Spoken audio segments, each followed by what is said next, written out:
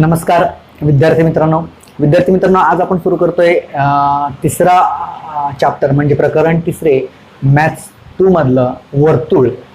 वर्तुळ हा अतिशय महत्त्वाचा चॅप्टर आहे, अतिशय महत्त्वाचा भाग आहे आपल्या भूमितीमधला म्हणजे मॅथ्स 2 मधला। आणि आज आपण वर्तुळ शिकणार आहोत। शिकण्याआधी तुम्हाला मी सांगतो, जर तुम्ही चॅनलला नवीन असाल तर चॅनल सबस्क्राईब करा आणि नवीन नोटिफिकेशन तुम्हाला वेळेवर मिळतील आणि तुमच्याकडून कोणताही व्हिडिओ चुकणार नाही ह्याची काळजी घ्या। आपण सुरू करूया। आपलं वर्तुळ ह्या टॉपिकमध्ये आपल्याला काय काय शिकायचं आहे ते पहिलं बघूया। आपल्याला शिकायचं आहे 1 2 3 बिंदूतून जाणारी वर्तुळे किती असू शकतात, वृत्तछेदिका व स्पर्शिका। वृत्तछेदिका म्हणजे काय, स्पर्शिका म्हणजे काय, स्पर्शिका त्रिज्या प्रमेय, स्पर्शिका त्रिज्या प्रमेयाचा व्यत्यास आणि स्पर्शिका खंडाचे प्रमेय। तर ह्या 5 गोष्टी आज आपण शिकणार आहोत आजच्या टॉपिकमध्ये आणि शक्य झालं तर आपण सराव संच सुद्धा घेणार आहोत। आपण सुरू करूया। पहिली गोष्ट आहे 1 2 3 बिंदूतून जाणारी वर्तुळे। तर 1 बिंदूतून किती वर्तुळे जाऊ शकतात, 2 बिंदूतून किती वर्तुळे जाऊ शकतात किंवा 3 बिंदूतून किती वर्तुळे जाऊ शकतात ते आपल्याला बघायचं आहे। तर एक बिंदू आपण घेतला तर ह्याच्यातून किती वर्तुळे जाऊ शकतात, तर ह्याच्यातून अगणित आपण म्हणूया कितीही वर्तुळ आपण काढू शकतो। समजा हे पी हा एखादा बिंदू आहे तर आपण त्याच्यातून असं वर्तुळ काढू शकतो किंवा असं सुद्धा वर्तुळ काढू शकतो। म्हणजे पी बिंदूतून तुम्ही हवं तसं वर्तुळ काढू शकता। एका बिंदूतून तुम्ही कितीही वर्तुळ काढू शकता, बरोबर आहे। तर आपण म्हणूया की असंख्य वर्तुळ आपण एखाद्या बिंदूतून काढू शकतो। तर एका बिंदूतून असंख्य वर्तुळ काढता येतात।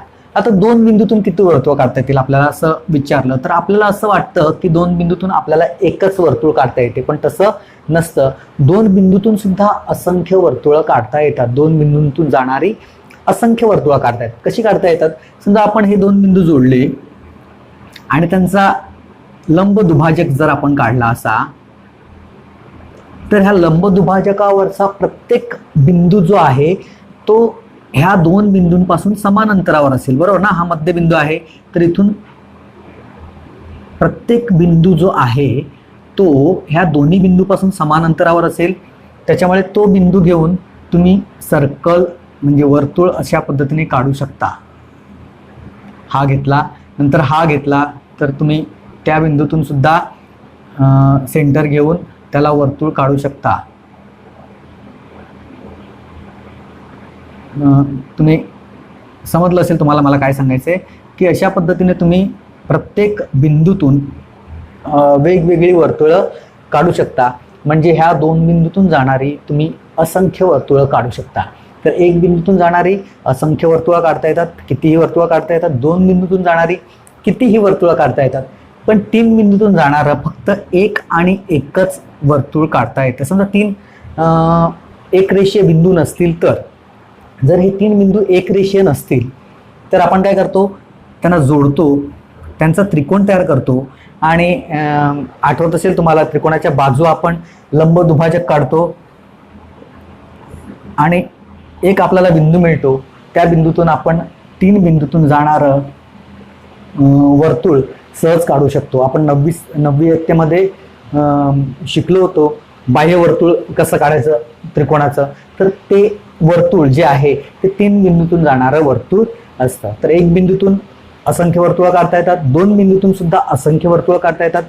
3 एकरेषीय बिंदू जर नसतील तर त्याच्यातून आपल्याला एक वर्तुळ काढता येतं आणि 3 एकरेषीय बिंदूतून जाणारं एकही वर्तुळ काढता येत नाही। म्हणजे जर तिन्ही बिंदू एकाच रेषेवर असतील तर त्याच्यातून आपल्याला वर्तुळ काढता येत नाही। तर अतिशय सोपं असं आहे 1 बिंदू, 2 बिंदू किंवा 3 बिंदूतून जाणारी वर्तुळं।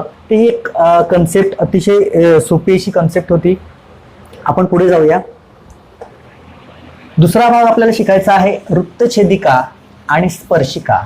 वृत्तछेदिका म्हणजे काय किंवा स्पर्शिका म्हणजे काय। तर समजा एक वर्तुळ आहे आणि एक रेषा आहे, एक वर्तुळ आहे आणि एक रेषा आहे। आता एक वर्तुळ आणि एक रेषा असं आपण म्हणलं तर याच्यामध्ये कोणताही पॉइंट सामायिक नाही किंवा कॉमन नाही। वर्तुळ बाजूला आहे, रेषा बाजूला आहे, त्यांच्यामध्ये एकही बिंदू हा सामायिक नाही।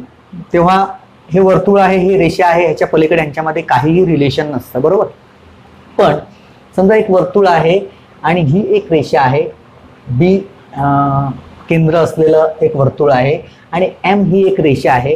तर एम त्याला काय करते, दोन बिंदूतून छेदते वर्तुळाला. पी आणि क्यू ह्या दोन बिंदूतून काय करते तर छेदते. बघा, ह्या दोन बिंदूतून छेदते आणि जेव्हा ती त्या दोन बिंदूतून छेदते तेव्हा दोन बिंदू सामायिक असतात वर्तुळाचे, जे रेषेवर सुद्धा असतात. वर्तुळाचे दोन बिंदू आणि रेषेवरचे दोन बिंदू हे सामायिक असतात आणि तेव्हा त्या रेषेला म्हणजे एमला वृत्तछेदिका असे म्हणतो. वृत्तछेदिका ही वर्तुळाला दोन बिंदूमधून छेदत असते, दोन बिंदूमधून छेदत असते, लक्षात ठेवायचं आहे. आणि एखादी रेषा एन वर्तुळाला फक्त एका बिंदूत छेदत असेल किंवा स्पर्श करत असेल तर तिला आपण म्हणतो स्पर्शिका. आता फक्त पी हा एकच बिंदू सामायिक आहे जो वर्तुळ आणि रेषा दोन्हीकडे आहे, असा फक्त पी हा एकच बिंदू आहे. आणि असं जेव्हा असेल तेव्हा आपण म्हणतो की पी बिंदूतून रेषा एन ही सी केंद्र असलेल्या वर्तुळाला छेदते किंवा स्पर्श करते आणि तिला आपण म्हणतो स्पर्शिका. आता ह्या एनला आपण म्हणतो स्पर्शिका, पण ज्या पॉईंटमध्ये ती स्पर्श करते, पॉईंट पी मध्ये जो सामायिक पॉईंट असतो, जो कॉमन पॉईंट असतो, जो वर्तुळाचा पण असतो आणि रेषेचा पण असतो, तर त्या पॉईंटला आपण म्हणतो स्पर्शबिंदू. तर इकडे पी हा काय आहे, स्पर्शबिंदू आहे.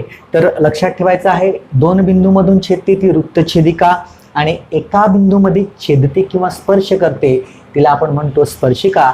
ज्या बिंदूमध्ये स्पर्श करते त्याला आपण म्हणतो स्पर्शबिंदू. तर अतिशय सोप्या पद्धतीने आपण वृत्तछेदिका आणि स्पर्शिका सुद्धा शिकलेलो आहोत. तिसरा आहे स्पर्शिका त्रिज्या प्रमेय. स्पर्शिका त्रिज्या प्रमेय.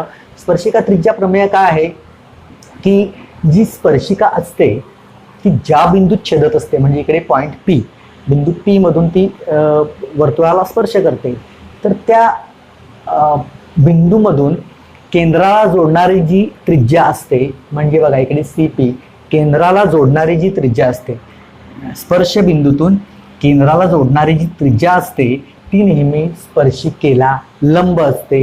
इतकंच प्रमेय आहे स्पर्शिका त्रिज्या प्रमेय. काय आहे की स्पर्शिकेच्या स्पर्शबिंदूतून केंद्राला जोडणारी त्रिज्या ही स्पर्शिकेला लंब असते. अतिशय सोपं आहे. आता हे झालं स्पर्शिका त्रिज्या प्रमेय. आता त्याचा व्यत्यास काय असेल तर त्रिज्येच्या बाह्य टोकातून जाणारी, लक्षात घ्या, त्रिज्येच्या बाह्य टोकातून जाणारी आणि त्रिज्येस लंब असणारी रेषा ही त्या वर्तुळाची स्पर्शिका असते. त्रिज्येच्या बाह्य टोकातून जाणारी आणि त्रिज्येस लंब असणारी रेषा ही त्या वर्तुळाची स्पर्शिका असते. नीट समजून घ्यायचं आहे. आपण प्रमेय शिकलो, त्याचा व्यत्यास सुद्धा शिकलो. आता आपण शिकणार आहोत स्पर्शिका खंडाचे प्रमेय. आता स्पर्शिका खंडाचे प्रमेय काय आहे तर वर्तुळाच्या बाह्य भागातून काढलेल्या, बाह्य भागातल्या एखाद्या बिंदूतून काढलेल्या ज्या स्पर्शिका असतात, दोन स्पर्शिका काढता येतात आपल्याला माहिती आहे, तर त्या दोन्ही स्पर्शिका काय असतात, एकरूप असतात, परस्परांशी एकरूप असतात. म्हणजे काय, समजा ए बिंदू असलेला हे वर्तुळ आहे, त्याच्या बाह्य भागामध्ये आपण ओ हा एक बिंदू घेतला, तर ह्या ओ बिंदूमधून ह्या वर्तुळाला काढलेल्या ज्या स्पर्शिका असतात म्हणजे ओ बी आणि ओ सी ह्या काय असतात तर ह्या समान असतात, एकाच मापाच्या असतात. अतिशय सोपं आहे स्पर्शिका खंडाचे प्रमेय. परत एकदा सांगतो, स्पर्शिका खंडाचे प्रमेय वर्तुळाच्या बाह्य भागातील कोणत्याही बिंदूतून वर्तुळाला काढलेल्या स्पर्शिका ह्या समान असतात किंवा एकरूप असतात, समान लांबीच्या असतात. आपण म्हणूया स्पर्शिका खंड त्यांना म्हणतो आपण, कारण स्पर्शिका ही नेहमी रेषा असते, ती खंड नसते. पण इथे जिथे स्पर्श करते तिथपर्यंतचा जो भाग आहे म्हणजे हा ओ सी आणि हा ओ बी हे समान लांबीचे असतात आणि हेच प्रमेय आहे ज्याला आपण म्हणतो स्पर्शिका खंडाचे प्रमेय. तर इतकीच कन्सेप्ट आपल्याला लक्षात ठेवायची, इतकीच संकल्पना आपल्याला लक्षात ठेवायची आहे. आणि ह्याच्यावरून आपल्याला 3.1 जो सराव संच आहे तो अगदी सहज सोडवता येतो. खूपच इझी असा प्रश्न क्रमांक 1 बघणार आहोत. 3.1 मधला आपल्याला आकृती दिलेली आहे. सी केंद्र असलेलं वर्तुळ आपल्याला दिलेलं आहे. ए बी ही वर्तुळाला ए बिंदूमध्ये छेदते असं आपल्याला दिलेलं आहे आणि त्याच्यावरून आपल्याला खालील उत्तरे लिहा असा प्रश्न आहे. आपल्याला हे काही प्रश्न आहेत. कोण सी ए बी बरोबर किती असा प्रश्न आहे. तर आपण उकल लिहूया. कोण सी ए बी बरोबर 90 अंश असं आपण उत्तर लिहू शकतो आणि त्याचं कारण मात्र आपल्याला द्यावं लागेल की 90 अंश का आहे. तर कोण सी ए बी हा 90 अंश आहे. त्याचं कारण आहे स्पर्शिका त्रिज्या प्रमेय. स्पर्शिका त्रिज्या प्रमेय काय आहे तर त्रिज्या ही नेहमी स्पर्शिकेला लंब असते. तर आपल्याला कारण लिहायचं आहे स्पर्शिका त्रिज्या प्रमेय. बस इतकंच आपल्याला कारण लिहायचं आहे. हा पहिला प्रश्न आपला होता. दुसरा प्रश्न आपण बघूया. सी ए बरोबर किती. सी ए ची व्हॅल्यू काढायची म्हणजे आपल्याला विचारलंय की ती जी रेषा छेदते तिचं केंद्रापासूनचं अंतर काढा. म्हणजेच आपल्याला काय काढायचं आहे सी ए बरोबर किती. तर आपण लिहूया सी ए बरोबर 6 एकक. सेंटीमीटर दिलं असेल सेंटीमीटर लिहा, दिलं नसेल तर एकक लिहू शकतो आपण. 6. आता ह्याचं कारण आपल्याला लिहायचं आहे कारण सी ए ही वर्तुळाची त्रिज्या आहे असे आपण उत्तर लिहू शकतो. किती वर्तुळाची त्रिज्या आहे आणि वर्तुळाची त्रिज्या आपल्याला दिलेली 6 सेंटीमीटर आहे म्हणून सी ए बरोबर 6 आहे. तर 2 क्वेश्चन झाले आपले. तिसरा आहे जर ए बी बरोबर 6 असेल, जर ए बी बरोबर 6 असेल तर बी सी बरोबर किती. तर बी सी बरोबर किती असा पुढचा प्रश्न आहे. तर जर ए बी बरोबर 6 असेल आपल्याला बी सी काढायचं म्हणून आपण पॉईंट जोडूया. तर त्रिकोण सी ए बी मध्ये पायथागोरस प्रमेयानुसार बी सी वर्ग बरोबर ए सी वर्ग अधिक ए बी वर्ग आपण लिहू शकतो. तर तिसरा प्रश्न आपण लिहूया. त्रिकोण ए बी सी मध्ये बी सी वर्ग बरोबर ए सी वर्ग अधिक ए बी वर्ग. कारण काय लिहिणार आपण पायथागोरसचे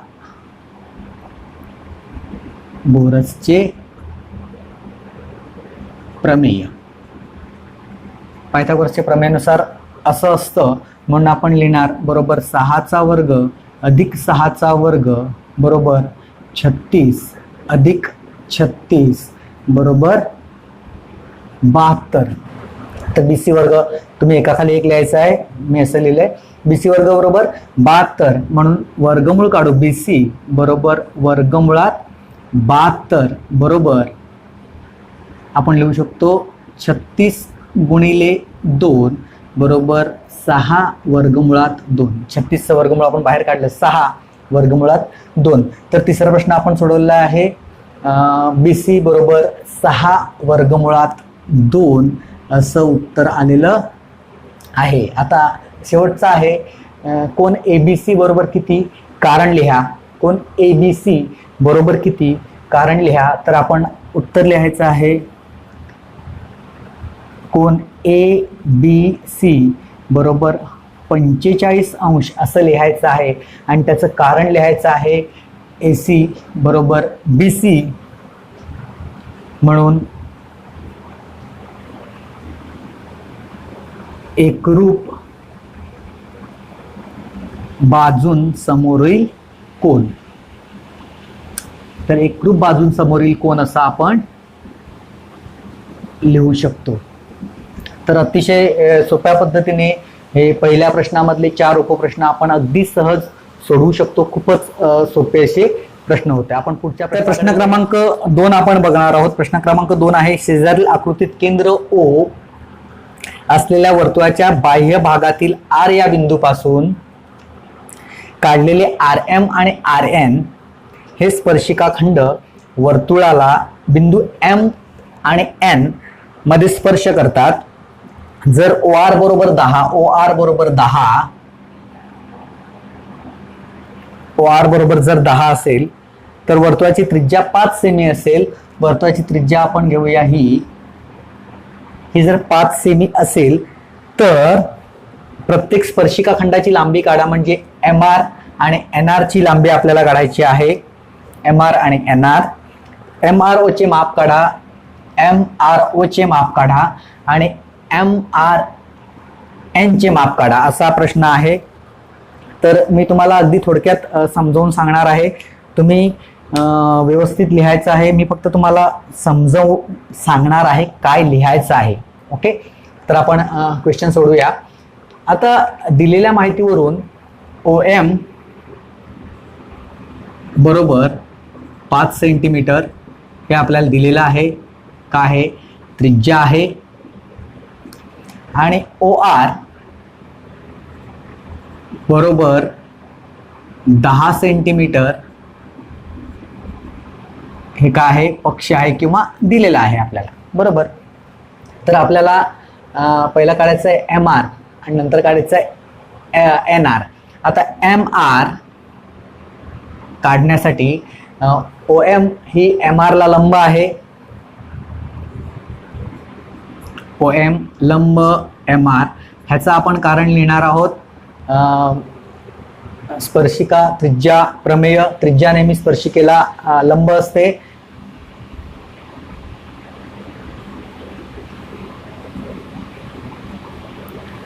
स्पर्शिका त्रिज्या प्रमेयानुसार असं लिहायचं आहे आपल्याला. आता जर लंब असेल तर आपण लिहूया म्हणून त्रिकोण ओ एम आर मध्ये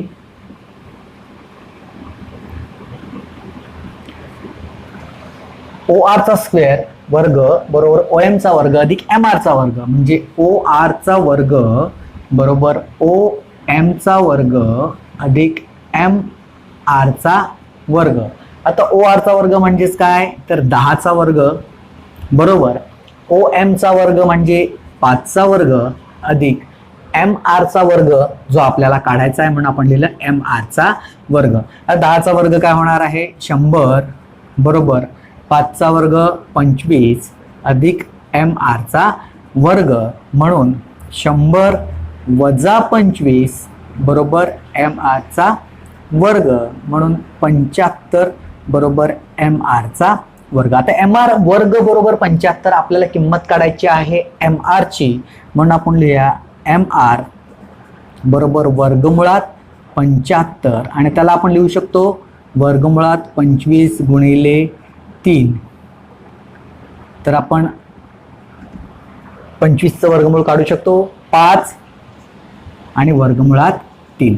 तर आपल्याला किंमत मिळाली एम आर बरोबर 5 वर्गमुळात 3. आता लक्षात घ्यायचं आहे की स्पर्शिका खंडाचे जी प्रमेय आहे ते आपल्याला सांगतं की बाह्य बिंदूतून काढलेल्या ज्या स्पर्शिका खंड असतात ते काय असतात? समान असतात, एकरूप असतात. म्हणून एम आर बरोबर एन आर. एन आर बरोबर एम आर बरोबर 5 वर्गमुळात 3 आणि याचं कारण लिहायचं स्पर्शिका खंडाचे प्रमेय.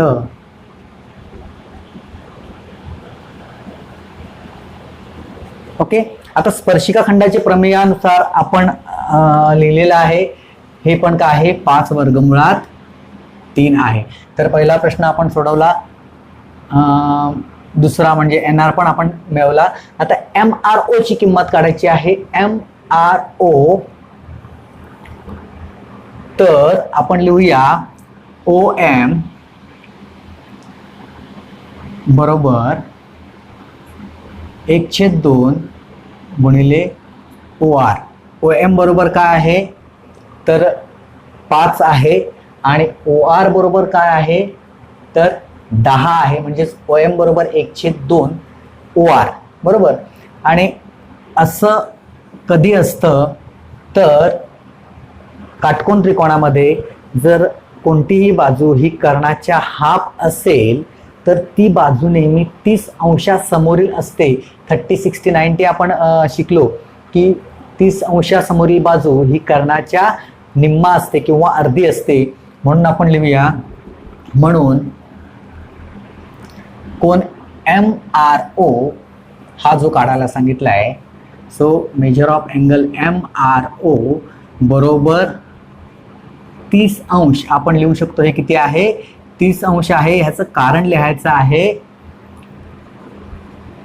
30 डिग्री, 60 डिग्री, 90 डिग्री त्रिकोणाचे प्रमेय. तर 30, 60, 90 त्रिकोणाच्या प्रमेयानुसार आपण काय लिहू शकतो? हा 30 अंश आहे. आता या दोन त्रिकोणांकडे नीट बघा. आपल्याला MRN काढायला सांगितलंय, अजून MRN. तर आपण MRN कसं काढू शकतो? तर हा 30 अंश आहे आणि हा सुद्धा 30 अंश असायला हवा का? तर बघा, MR बरोबर NR स्पर्शिका खंडाचे प्रमेय आहे. OM बरोबर ON एकाच वर्तुळाच्या दोन त्रिज्या आहेत आणि OR ही सामायिक भुजा आहे. म्हणून त्रिकोण OMR हा ONR बरोबर एकरूप आहे बा कसोटीनुसार. म्हणून आपण लिहूया त्रिकोण OMR एकरूप त्रिकोण ONR बा कसोटीनुसार. आता बा कसोटीनुसार एकरूप आहेत म्हणून कोण MRO एकरूप कोण NRO. ह्याचं रिझन लिहायचं आहे एकरूप त्रिकोणांचे संगत कोण. एकरूप त्रिकोणांचे संगत कोण. ठीक आहे. तर एकरूप त्रिकोणांचे संगत कोण आहेत म्हणून आपण लिहूया, म्हणून कोण NRO बरोबर 30 अंश. आता कोण MRN काढायचा आहे आपल्याला. मेजर ऑफ अँगल MRN बरोबर MRO अधिक मेजर ऑफ अँगल NRO बरोबर 30 अधिक 30 बरोबर 60 अंश. तर ह्या कोणाचं माप काय मिळणार आहे? 60 अंश मिळणार आहे. तर अतिशय सोप्या पद्धतीने आपण हा प्रश्न सोडवू शकतो. या पुढच्या व्हिडिओमध्ये बघत राहा, लाईक करा, कमेंट करा आणि अजूनही सबस्क्राईब केलं नसेल तर चॅनलला सबस्क्राईब जरूर करा. तोपर्यंत जय हिंद.